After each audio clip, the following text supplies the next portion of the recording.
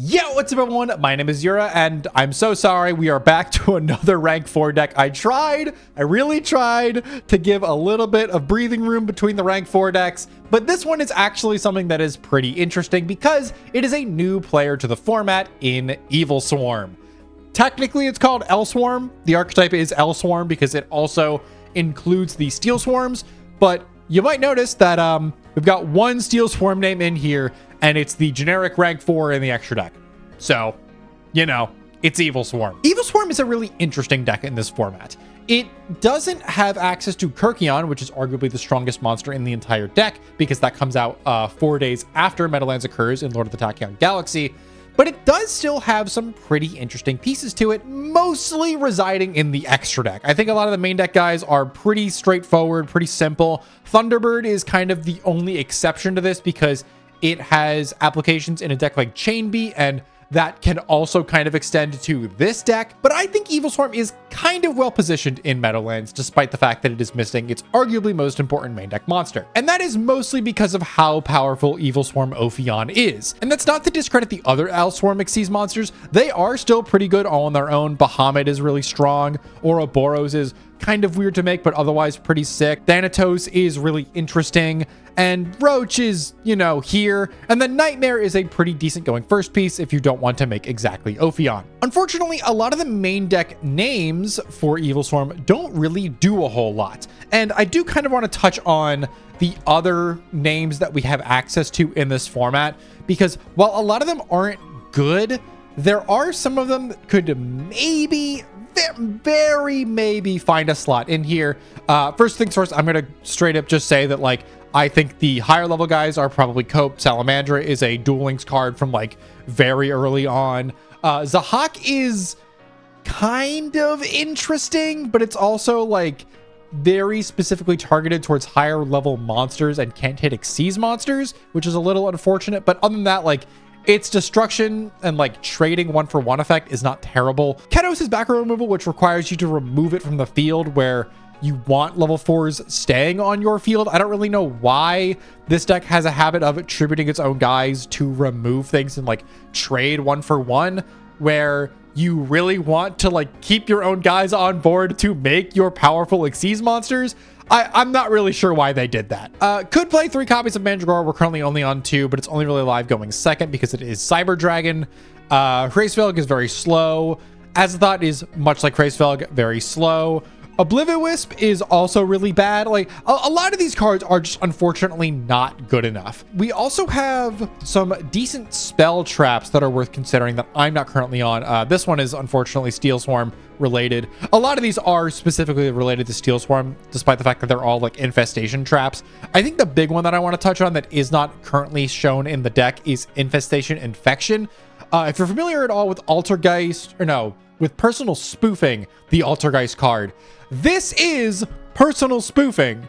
The downside is we don't have cards that like really trigger off of it, and the only way to access it is off of Ophion's search effect, which is still good. Like, you can still get it, which is pretty nice.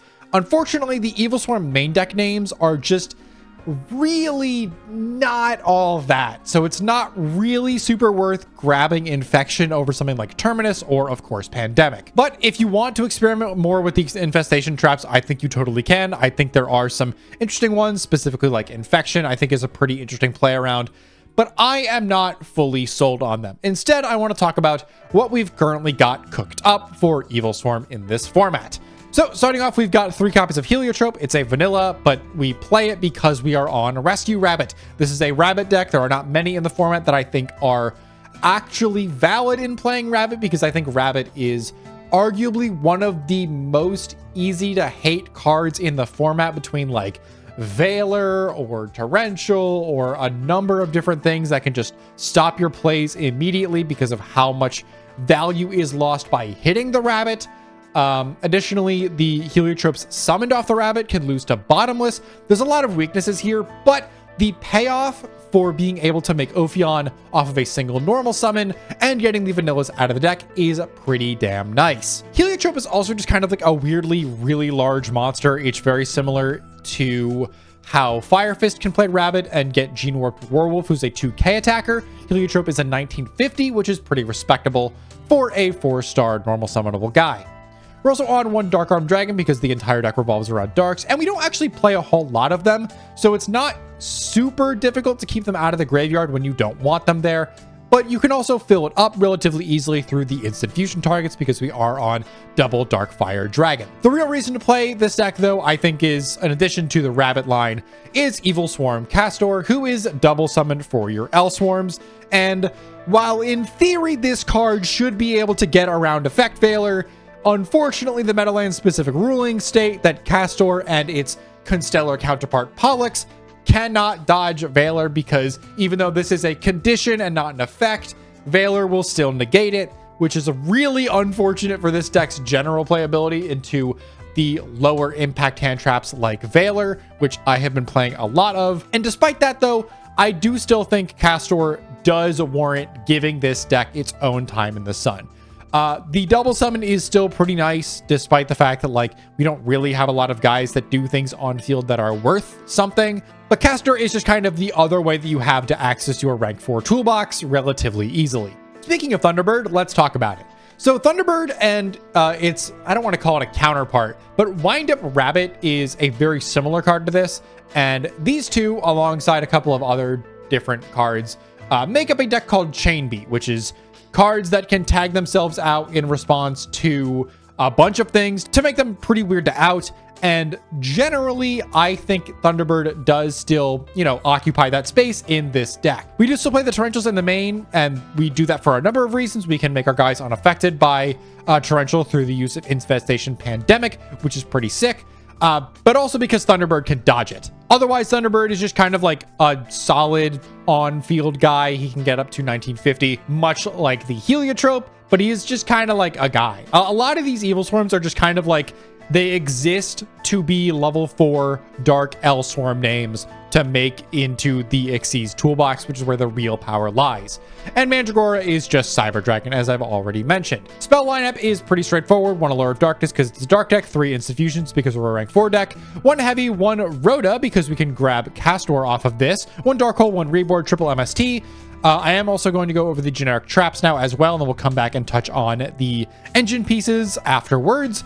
Double Bottomless, double Mirror Force, double Torrential, 1 Judgment, 1 Warning, and triple Macro in the main, because this deck does not give a single hoot about its own graveyard except for exactly Dark Armed Dragon. Onto the actual infestation traps, we are on triple copies of Pandemic. This reads as a quick play spell. You can make all face-up LSWARM monsters you currently control unaffected by other spells and traps, which lets you dodge things like the Torrential Tributes, which is very nice. And it's also a fantastic way of protecting your Ophion from something like a Dark Hole. And we're also on the 1 copy of Infestation Terminus, which is kind of like Icarus Attack for LSWARMs, except you banish your target and then bounce the other 2. In theory, it's a better removal, but it's also kind of weird to deploy because getting board presence onto your field is like weird in this deck, because a lot of the times they will just go into your singular Xyz monster and then you just kind of sit on that, and you don't really want to be outing your own Ophion through, an Icarus Attack. Onto the extra deck, this is where the real power of the deck lies. We've got double Darkfire Dragon, as already mentioned, 1 Ouroboros. This is a 3-mana Xyz monster that can attach a material from this card in order to activate one of these effects, and each can only be used once while this card is face up on the field. You can target a card. You can target a card your opponent controls and bounce it to the hand, send a random card from your opponent's hand to the graveyard, or target a card in your opponent's graveyard and banish that target. All 3 pretty solid effects. I think this card is pretty fine. It is a little weird to make being a 3-map, but it's also like one of the bigger ones. So 2750 is not a terrible stat line, and you can make it immune to spell traps through the use of Infestation Pandemic. We're on 1 Gemini Pearl just to get over the monsters that Ophion cannot, which is opponent's Ophions. It's there for the mirror match. Speaking of Ophion, this is the star of the show. Evilswarm Ophion is a rank 4 that requires 2 level 4 LSWARM monsters, which, is the entire main deck. And while this card has Xyz material, level 5 or higher monsters cannot be special summoned. It's very similar to Gaios's Floodgate effect, only, Gaios stops attacks instead of special summons. And once per turn, you can attach an Xyz material from this card to add an Infestation spell trap card from your deck to your hand. Most of the time, this is going to be Pandemic, but if you already have Pandemic, you can grab Terminus instead. We're also on one copy of Evilswarm Bahamut, which is another rank 4 that requires 2 LSWARM names. And once per turn, you can detach an Exceeds material from this card, target a face-up monster your opponent controls, discard an LSWARM monster, and if you do, take control of that opponent's monster. Really, really phenomenal effect. It is just unfortunately a little too small for it to be like phenomenal, but I mean, taking control of something is a very, very powerful effect. One Evilswarm Thanatos. This card is not LSWARM locked and is instead dark locked, and once per turn, quick effect, you can detach 1 material from this card, and then this face-up card is unaffected by any monster effects this turn, which is pretty nice. One Shockmaster, because we can make it. We're already making the 3 mats anyway, so might as well. 1 Black Ship of Horn to out the Maelstrokes and Zen mains. 1 Steel Swarm Roach to beat Synchro decks. 1 Maestroke, because it's arguably one of the strongest generic rank 4s in the format. 1 Lavalval Chain for a very similar reason. 1 Gaga Cowboy, because it is just a good card at winning trades. I love this guy. And you can also close out games. And 1 Evilswarm Nightmare, who is another dark locked rank 4. That reads, when your opponent special summons a monster, except during the damage step, you can attach a material from this card and change that special summon monster to face down defense position. Really solid defensive card. I like this thing a lot. It's actually seen play in a handful of dark strategies just because it is not super generic, but it is a pretty decent guy to make going first. Onto the side deck, we're on 2 copies of Thunder King Ryo because card good. 3 copies of Max C because this deck really, really wants to be drawing as many cards as possible to stay in the control game. 3 copies of Effect Veiler because why not? It's just a fine neutral game hand trap. 1 Mindcon to make rank 4s going second by stealing our opponent's monsters. 3 copies of Nightbeam to guarantee that our Rabbit or Castor can stick, and then we can get onto our Ophion from there. And 3 copies of Dimensional Fissure to pair with our Macro Cosmos.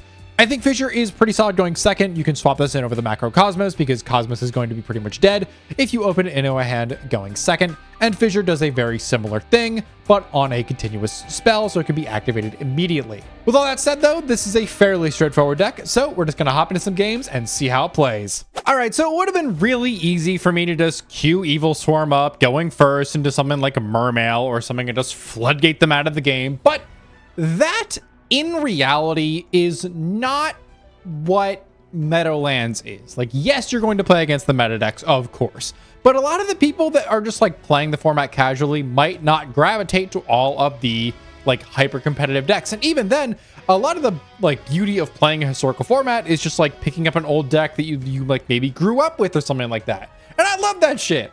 So I have decided, instead of trying to put Evilswarm into a deck that it is clearly designed to beat, kind of like you did with the 6 Samurai video, I want to instead showcase what Evilswarm does when its initial gimmick is not being directly played into. And what better way to do that than put Evilswarm up against its light counterpart in Constellar.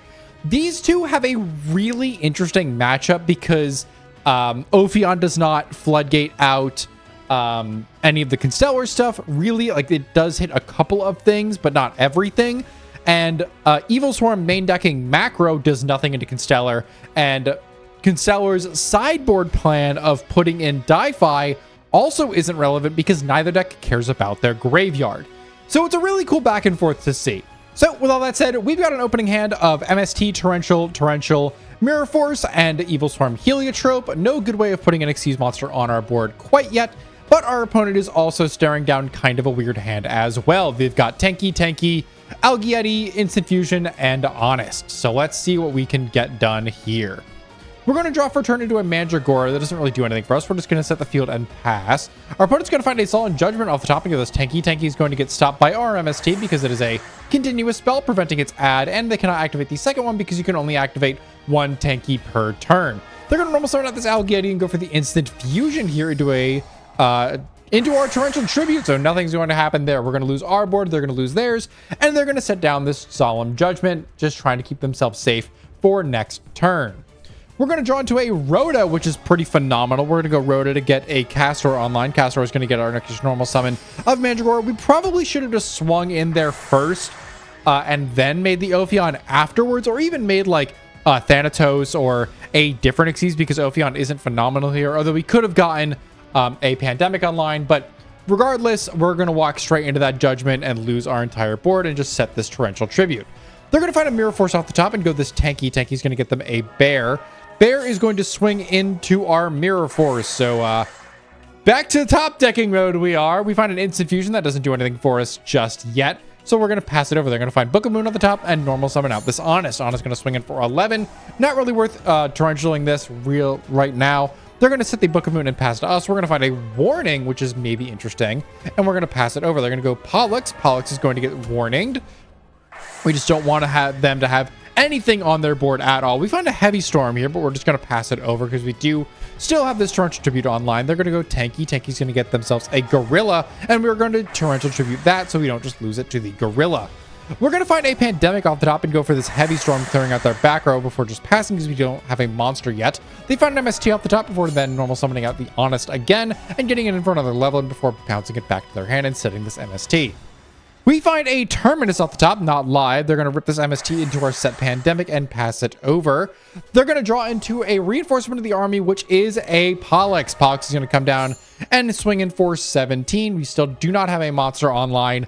And we are going to find a Thunderbird, which is a monster. We're going to go the Instant Fusion because we know they have an Honest in hand. We're going to go the Black Ship of Corn, getting this Pollux off field and putting them onto Better Habit.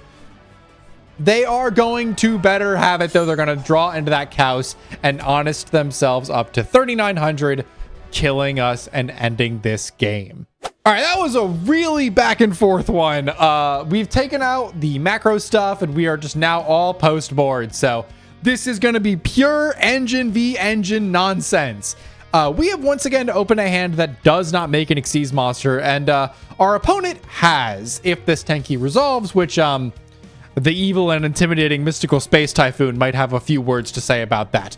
But they do have a Dark Hole, which is going to be pretty nice into us because we do not have a way of getting to an Ophion and thus cannot get to Pandemic. So we're going to see how this plays out. We're going to find a Mirror Force up top and normal summon out this Thunderbird. It is the best on-field guy because it actually has an effect that is relevant. Our opponent is going to go this Tanky. This Tanky is going to get eaten by our MST much like last game. And they're going to special summon out this Windjammer to block a little bit. We're going to draw into a Torrential Tribute and then make an Ophion with the Heliotrope in hand, but its effect to search is going to get stopped by this Veiler. We're going to set this Torrential and walk over the Solar Windjammer. They are now locked out of summoning the Solar Windjammer, but they do find another Tanky. They're going to go Dark Hole to open themselves up and get this Kaus to board. They're going to go Gorilla. Gorilla is going to send the Torrential... Gorilla's going to send the Tanky to kill our Torrential Tribute and then walk in for 16. Unfortunately, that is not a bear, so they can't exactly plus off of that, but that's going to be fine. We draw into a Veiler for a turn, and then because we have 3 Darks in our graveyard, we can special summon out this Dark-Armed Dragon. Dark-Armed Dragon is going to pop down their Gorilla. We're going to normal summon out this Heliotrope and swing in for a good chunk of damage. Passing it over to our opponent, they're going to find a Monster Reborn off the top, which is pretty phenomenal. They're going to special summon out the Solar Windjammer and normal summon this Kaus, which is going to activate its effect and be met by our Veiler. So no Pleiades for them, but they are going to go Gorilla here. They're going to Xyz summon into a Maestroke so they can walk over our Dark-Armed Dragon here, but they're going to walk into a Mirror Force, stripping that second material off of that Maestroke. And now we have a clean out to it with this Heliotrope on our board. We're going to swing over the Maestroke and set down this bottomless trap hole. In the standby phase, the Solar Windjammer is going to become useless for them because now it modulates itself up to 6, and they draw into a Pollux, which cannot clear our board. So they're just going to pass to us. We are going to just do the same thing we did last time. We're going to walk over with the Heliotrope, set our Pandemic, and pass. They draw into a Veiler, which is dead, so it's back to us. We find a Judgment, which is going to pretty much end this game no matter what they do.